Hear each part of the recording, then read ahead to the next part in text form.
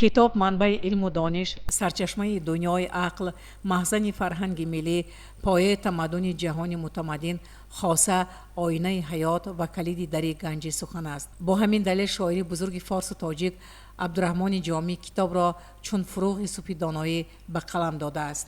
در کتابخانه مرکزی شهر پنجکند و کتابخانه فیلیال بچگانه رقم 1 و رقم 4 فستیوال جمهوری هفته کتاب کودکان و نورسان تاجیکستان آغاز گردید. فستیوال همسال از 2 تا 9 اپریل با تشبث وزارت فرهنگ جمهوری تاجیکستان در سراسر کشور از زمان برگزار کرده می شود. سنه 2 اپریل سال 2026 در صحن بینای مؤسسه دولتی مجمع فرهنگی ایجادی کاخ لایق آغاز فستیوال جمهوری هفته کتاب کودکان و نورسان تاجیکستان با اشتراک کارمندان مقامات اجرایی محلی حاکمیت دولتی شهر، بخش فرهنگ، کارمندان کتابخانه، فیلیال‌های شهر و دهات، آموزگاران و خوانندگان مؤسسه تحصیلات میانه عمومی رقم 1، تربیتگرندگان مؤسسه تحصیلات تا مکتبی رقم 1 برگزار گردید.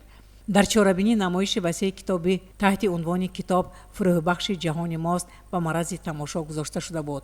چهاربینی را دیرکتور کتابخانه سیستم مرکزی نموده شده بابا مولای و زرینه حسنی آغاز بخشیده همگان را با هفته مذکور تبریک نمود. از طرف خوانندگان فعال کتابخانه در وصف کتاب وطن تاجیکستان پیشوا و استقلال شعر و سرودها و رقص‌های دلنشین پیشکشی حاضرین گردانده شد. سپس از طرف نماینده مقامات اجرایی محلی حاکمیت دولتی شهر پنجکند کلونوف علی و آموزگار مؤسسه تحصیلات میانه عمومی رقم 1 امین و مغفرت عاید این چهاربینی ابراز عقیده نمودند. در انجام چهاربینی سرمتخصص بخش فرهنگ سید عمرجان کودکان و نورسان شهر پنجکند باستانی را با آمد هفته مذکور تبریک نمود. ما سلام از لایق شیرین سخن آورده‌ایم. شعر او چون آتش عشق وطن آورده‌ایم. اندلیبان خوش‌الهام زرافشان ما ناله صوت و نوا بر انجمن آورده‌ایم. سلام و درودی پر از مهر و محبت نثار یکایک شما مهمانان، آموزگاران و خوانندگان عزیز. کدام شمایان را به این درگاه مقدس مکان علم و معرفت خیر مقدم میگوییم.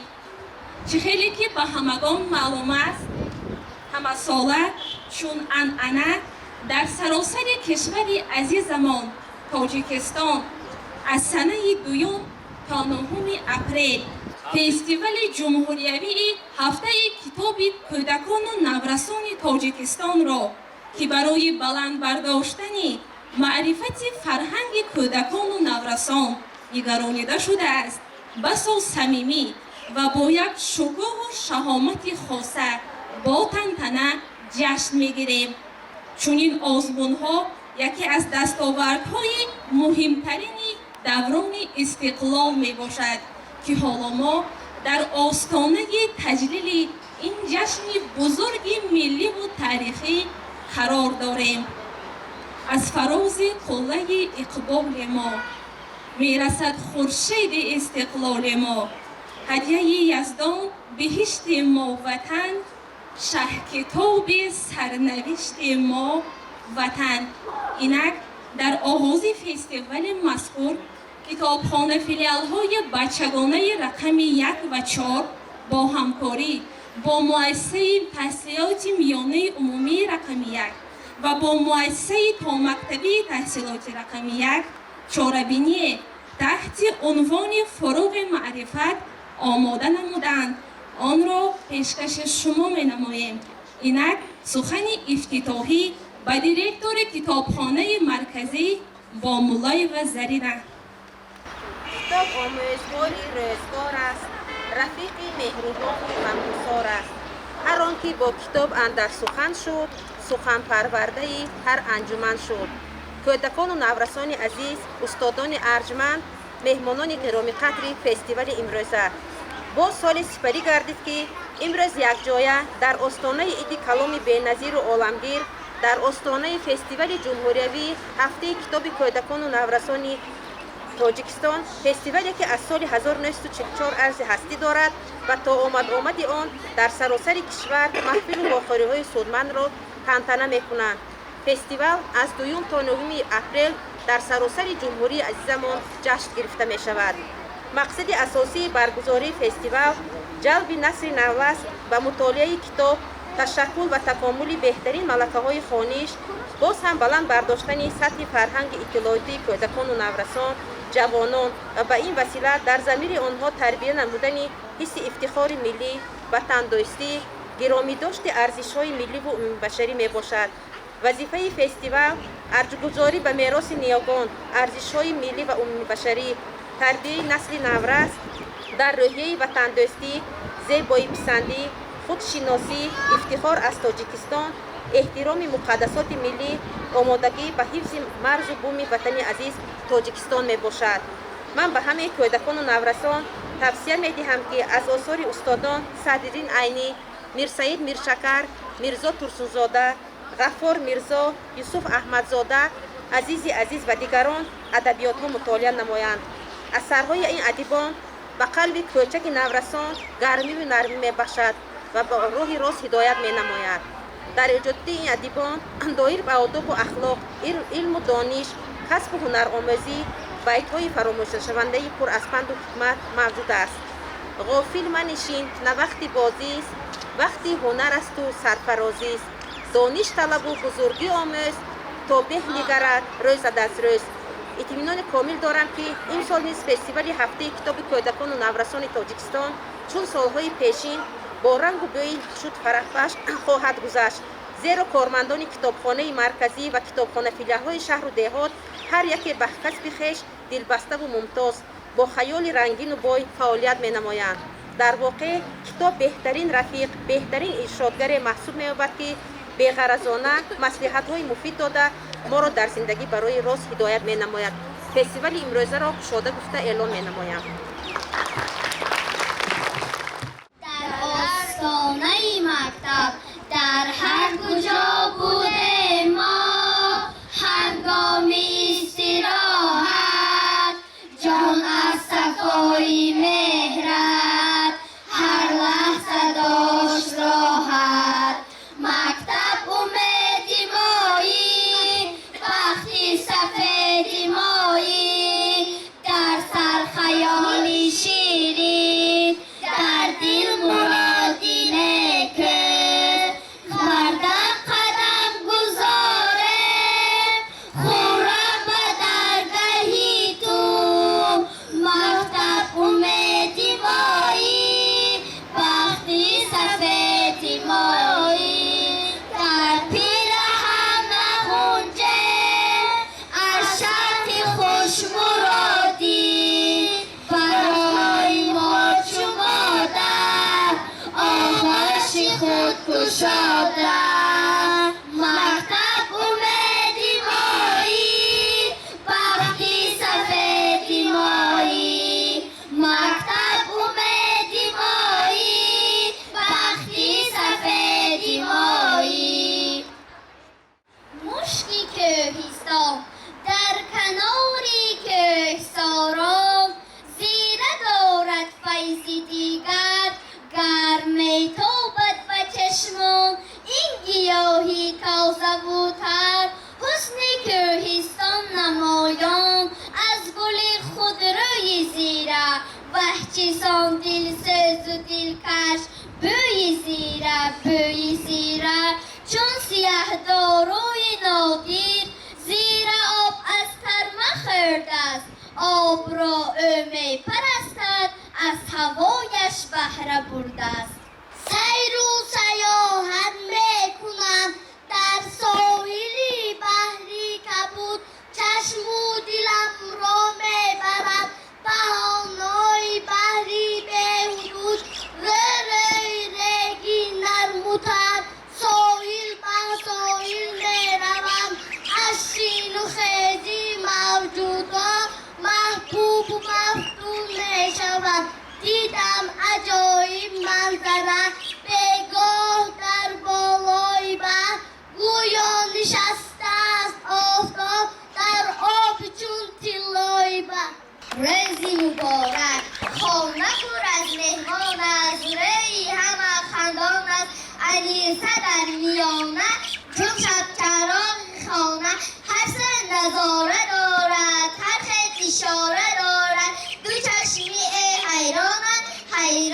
حاضر است. در رهچه ندیم مهران ماشین، در ماشین لازم نبندیم. ماشین شتابد صدا برارد، در بدی رولش شافین ندارد. ماشین را ندیم کشد با تناب، چشم اب خواب بی بی بی ندیم. ماشین میراند فیلو خسک را. موسیقی بهار میشنوم شبانه، فورمتر از ترانه. موسیقی بهاران شبیر شبیری باران. شام و سحر باران شد، گلهای تر خندان شد. زرخاک وادی گرد مانند فله شد نر. در دشت مادر چون آرد بخت، با شیر و روغن آن را بیاموخت. مغز خمیرش چون گشت عیار، کرد از واله در سرفه بسیار. چه زیبایی شرشره، پوری جلایی شرشره. افسانه ای که ایستان میفرایی شرشره. چنین موجد بدآب است، همرنگه با گلاب است. چون کاکلی سردره می نمایی شرشره. زبانی مادری زبانی ما چو دریایی دمن است.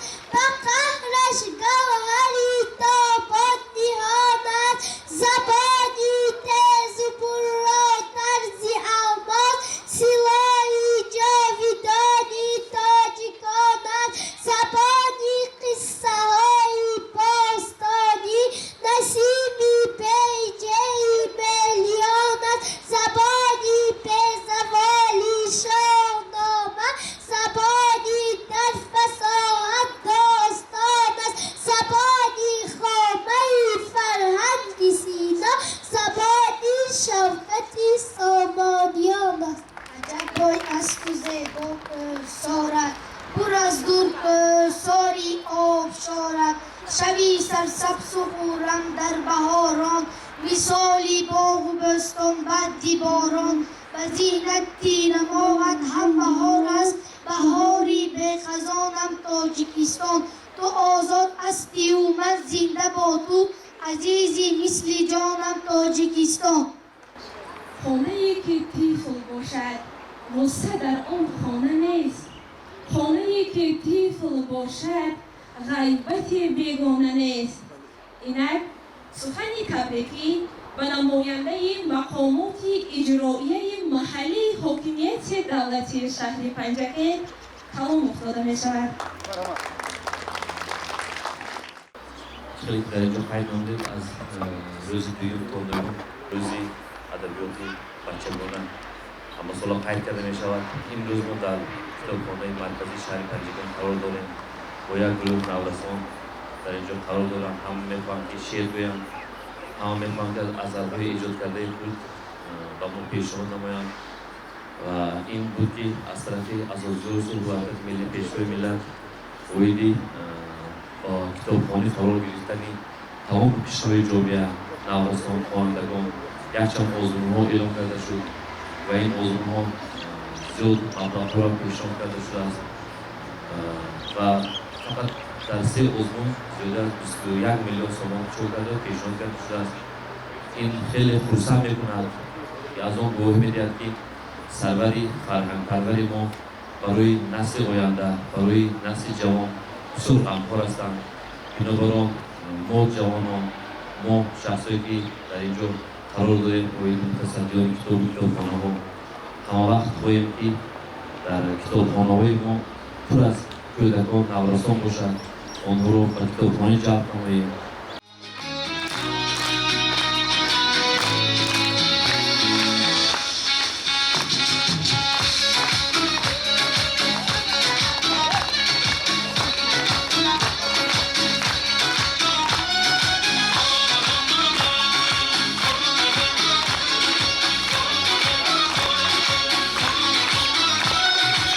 تاجیکستان وطنم جان وطنم، همدمون یه سیاری تو منم.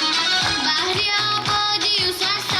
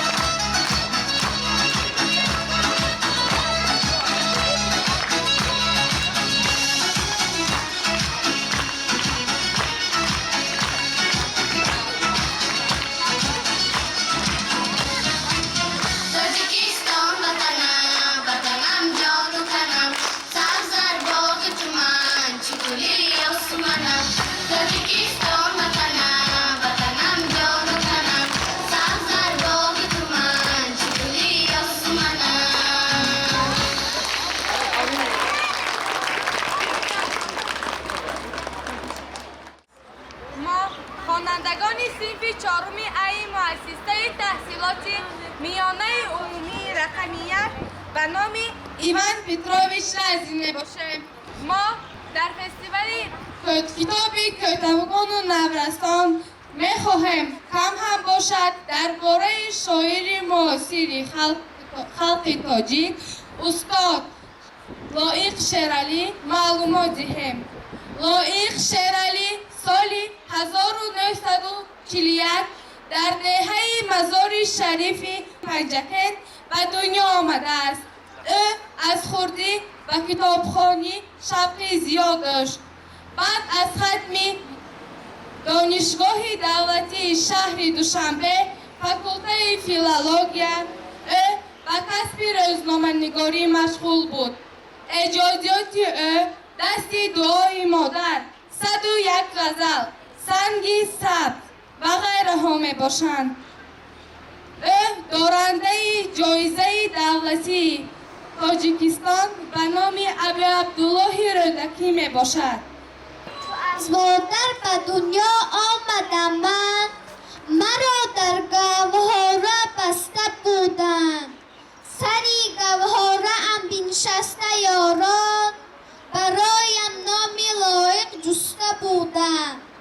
لایق شیرعلی از خردی به کتابخوانی شوق زیاد داشت و همین کتابخوانی او را به مرتبه های بلند رساند. او در عائله فرهنگی به دنیا آمده به پایه رسیده از خردی به شعرنویسی آغاز کرد. مادرم میگفت دائم وقت خواب کن، البته با پهلوی راست. آن همه کاری که نیت میکنی سر بکن با قوه بازوی راست. نان را دائم به دستی راست گیر، پیش اول آستین راست را گر ببندی دستی راست گیر. دستی چپ نه خیر دارد نه بقا. خورد بودم بیخبر بودم هنوز، فرق دستی چپ یا راست چیست. خواب کردن سیر بودم مدعا دستی چپ یا راست نیست. بعد فهمیدم مرادی مادرم از این نصیحت هاش دیگر بوده است. با چنین پند و نصیحت ها به من راستی را تربیت بنموده است. لایق شیرعلی نه تنها شاعر بلکه فکری بزرگی ملی بود که در شعر توانست مسئله های مهم مرکبی تاریخی را جای دهد. بعد از سلطان شاعران ابی عبدالله جعفر رودکی، لایق شیرعلی دوام دهنده احیای ملت بزرگ تاجیکان است. خجسته باشد اقبال تاجیک و پرواز نوین شهبال تاجیک. گر استقلالش استقبال دارد همایون باد استقلال تاجیک. لایق شیرعلی نه تنها شاعر بلکه شخصی فعال و جمعیتی نیز بود. او برای حفظ و رشد فعال جمعیتی نیز بود. او برای حفظ و رشد زبان تاجیکی تلاش میکرد و در مسئله های ملی موقع استوار داشت. او درباره وطن بسیار شعرهای ایجاد کرده است و گفته است وطن را مانند مادر دوست دارد. توی بودی نبودن ملت من، توی سمت سجودم ملت من. سرودی عمر من پایان پذیرد، تو میخوانی سرودم ملت من. در سالهای بازسازی و جمعیتی در تاجیکستان لایق شیرعلی با یک صوتی منزل است. او برای پایان خونریزی و بازگشت صدای ملی کوشش میکرد. Thank you.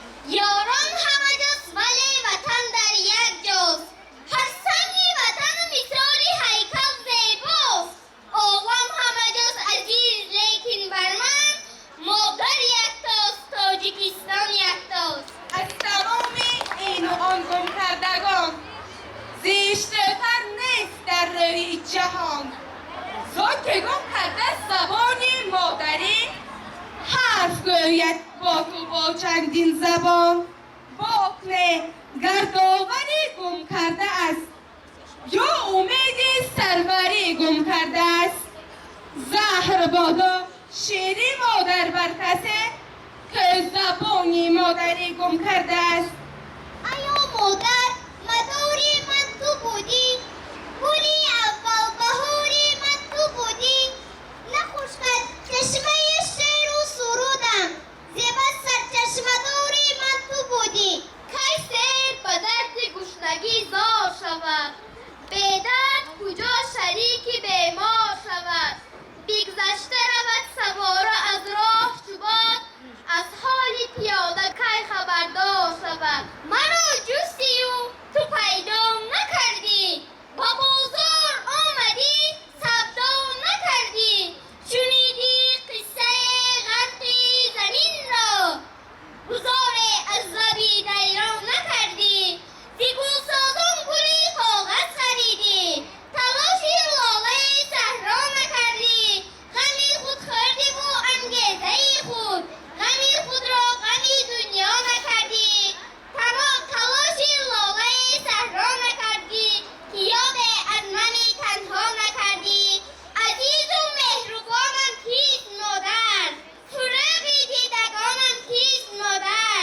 زبانی مادری آموخت بر من، همیشه بر زبانم کیست مادر. لایق شیرالی سال 2000 از آون درگذشت، ولی میراث ادبی او تا امروز زنده است. آثار او در بیدارشوی ملی و بلند برداشتن حس وطندوستی مردم نقشی مهم بازیده است. خلاصه او در این 59 سال عمر خود و بسیار موفقیت‌ها نایل گشته و دل مردم جای گرفته است. شکر گویم زندگی را با همه شیرین و تلخ، شکر گویم زندگی را با همه نیک و بدش، شکر گویم قسمتم را با هر آنچه هست و نیست، شکر گویم بخت را با آمد و ناآمدش. بسوی خاندان تو دلم گم میزند مادر، و نور دیدگان تو دلم گم میزند مادر.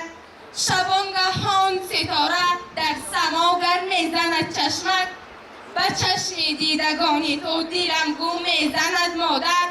بهات هست و دلم در خانه تنگم نمی گنجد، و کنج آشیان تو دلم گم میزند مادر. تو هستی و مرا پروای مهر و مهربانی نیست، به ارمان نگاهی تو دلم گم میزند مادر. صداقتی وطن را ما از شما آموزیم، در این دیار زیبا خوشبختی و خوشریزیم. صداقتی وطن را ما از شما آموزیم، در این دیار زیبا خوشبختی و خوشریزیم. فردا برای وطن، فردا برای وطن، فرزندانی دلسوزیم، فرزندانی دلسوزیم، فرزندانی دلسوزیم، فرزندانی دلسوزیم.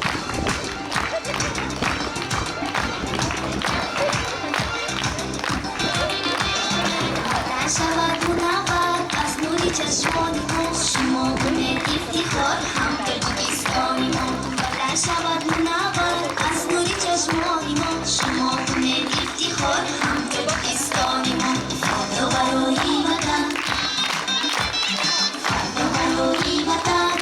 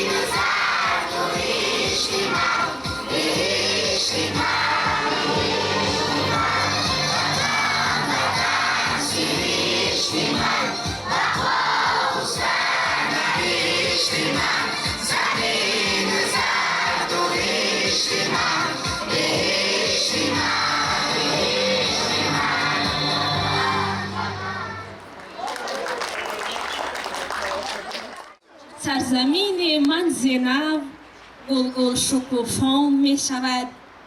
تاج خلق من زینب لعل بدخشان می شود. یک بهشت روی عالم تاجیکستان می شود.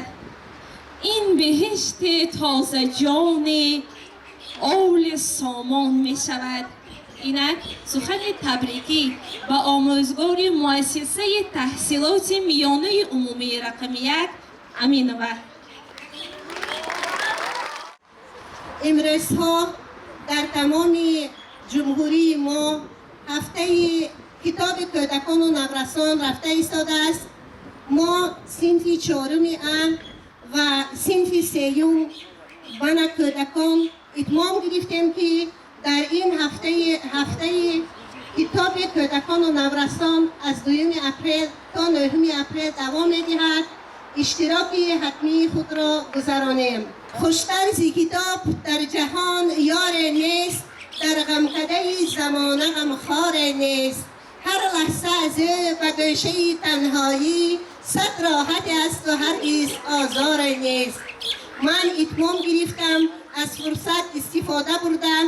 همه کارکنان کتابخانه مرکزی و همه مهمانان عزیز و گرامی‌قدر، شاعران، نویسندگان، کودکان و نورسان را در این هفته تبریک و مبارکباد گویم و همیشه به شما صحت، سلامتی، عمری درازی پربرکت، سربلندی، خانه آبادی را آرزو میکنم. میخواهم در آینده کودکان و نورسان ما کتابخوان شوند، زیرا که کتاب منبع علم و دانش است. بنابراین تبریک و مبارکباد یک بار دیگر، همیشه خانه آباد و سربلند باشه. خواهیم که دیار ما پر از زر باشد، تاجیک همیشه تاج بر سر باشد. تا ذوق بلند ما به پستی نرسد، بگذار علم، دانش، کتاب در سر منبر باشد. با این چاره‌بینی امروزه ما حسن انجام می‌یابد. برای دقتتان، اشتراکتان منت داریم و حالا سخن جمع‌بستی به سرمتخصص بخش فرهنگ شهری پنجکین سعید افتاده می شود. همه در سراسر پاکستان آغاز از تاریخ 2 اپریل با یک شکوه و شهامت خاصه فستیوال جمهوریوی هفته کودکان نورسان دایر می‌گردد. چندین سال است که در اساس قرار حکومت جمهوری در دایره تطبیق برنامه رشد مؤسسات فرهنگی همزمان در اساس فرمایش وزیر فرهنگ جمهوری تاجیکستان و چخیلی که می‌بینیم امروز همه شاهد گشتیم آغاز این فستیوال در شهر باستان با یک شکوه و شهامت در سطح بلند دایر گردید.